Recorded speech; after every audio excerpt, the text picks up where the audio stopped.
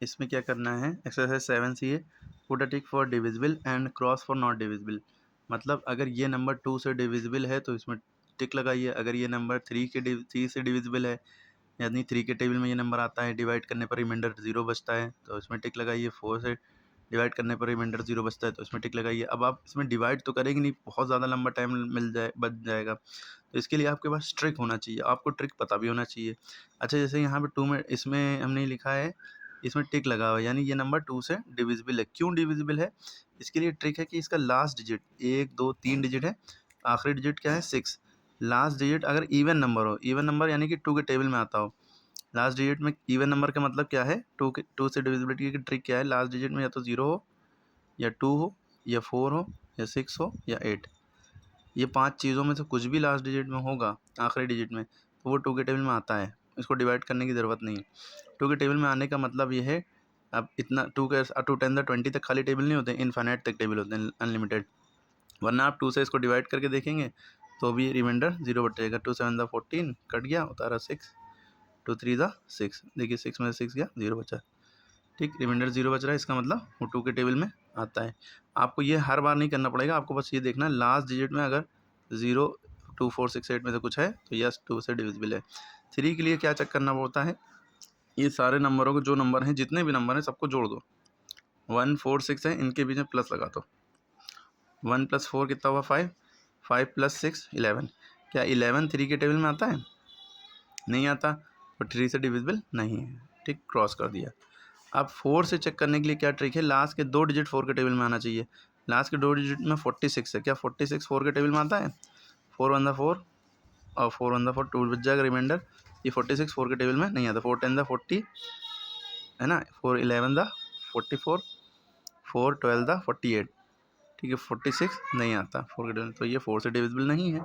5 से डिविजिबल की क्या ट्रिक है कि लास्ट डिजिट में या तो 0 होना चाहिए, 5 से जो ट्रिक है लास्ट डिजिट में या हो 0 हो या 5 हो। क्या इसमें यहाँ पे 0 है या 5 है, नहीं है, तो क्रॉस।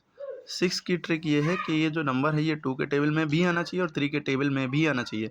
ये नंबर 2 के टेबल में तो आ रहा है यानी कि इसकी लास्ट डिजिट इवन है तो 2 से आ रहा, 3 से नहीं जा रहा क्योंकि सबको जोड़ने पर जो नंबर आ रहा है वो 11 आ रहा है, 3 के टेबल में नहीं आता, तो इसलिए 2 से जा रहा, 3 से नहीं जा रहा है, तो इसलिए 6 से डिविजिबल नहीं है। अगर दोनों से जा रहा होता, 2 और 3 दोनों में टिक लगा होता, तो ये 6 से भी डिविजिबल होता।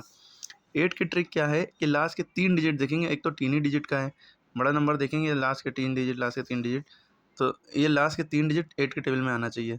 तो आप कैसे देखेंगे, इसमें आपको 8 से डिवाइड ही करना पड़ेगा, ठीक है, 8 से चेक करने के लिए। अगर लास्ट के 3 डिजिट 3 ही डिजिट का है, वरना अगर इतना बड़ा नंबर होता तो लास्ट के 3 डिजिट को 8 से डिवाइड करके देखते हैं, पूरा नहीं।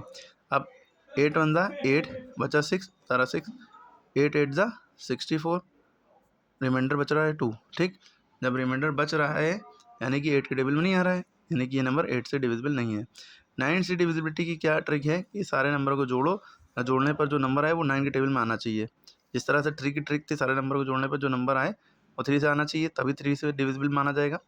लेकिन जब हमने इसको जोड़ा तो पता चला 11 आ रहा है, 11 क्या 9 के टेबल में आता है, नहीं आता, तो 9 से भी नहीं जाएगा।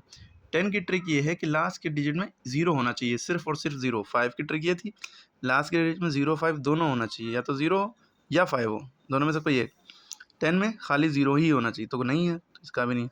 11 की ट्रिक थोड़ी सी टफ है, sum of difference of the sum of odd places and sum of even places. जैसे 1 4 6 है तो ऑड प्लेसेस ये हैं, पहली प्लेस ये है, दूसरी ये, तीसरी ये, तो ऑड मतलब ऑड नंबर यानी 1 3 5 7 ये सब ऑड होते हैं। तो ऑड प्लेसेस पे यानी नंबर नहीं, ऑड प्लेसेस इधर से देंगे यूनिट, इधर से राइट साइड से 1 6 6 + 1 कितना हो गया 7, minus sum of even place. अब यहाँ पे कोई नंबर होता तो अच्छी बात नहीं थी, तो कोई इवन प्लेस पे 2 है, 4 है सॉरी, तो 7 में से 4 गया, कितना बचा 3। क्या 3 जो है, मतलब अगर हम डिफरेंस करें इस तरह से, sum of odd places minus sum of even places, ये फॉर्मूला होता है 11 से डिविजिबिलिटी चेक करने का, चाहे जितनी बड़ी डिजिट हो, ठीक है।